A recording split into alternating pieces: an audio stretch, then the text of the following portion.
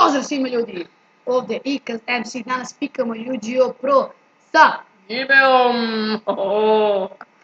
Ok, danas je Gibe kod mene, naravno. I danas ćemo da pikamo Yu-Gi-Oh! Naravno. Sa kurima, najjači dek. Prepustit ćemo komentar i Šoniju, Gibeu.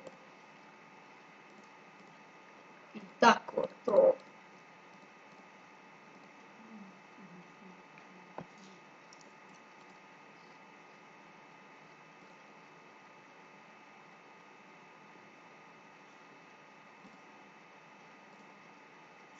Znači ljubavo iskorištenje efekat. Yeah. Neka OTK počne. Znači me aktivirala Geki. Osjećam to. Ne.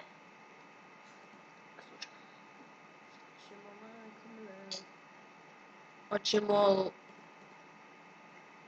quick. Ne, treba sam onoga.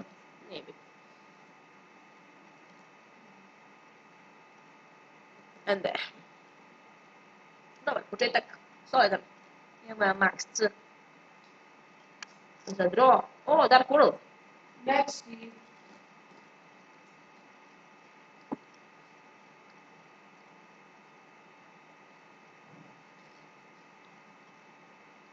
Koga diskada? A da, ovo mi ne treba.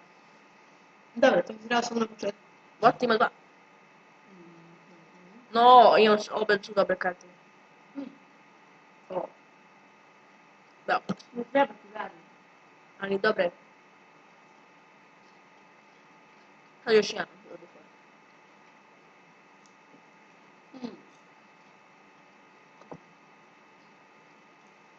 A tako, sljedećem potezu izgubio. Aha!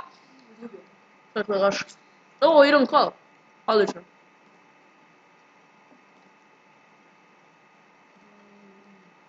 Zašto?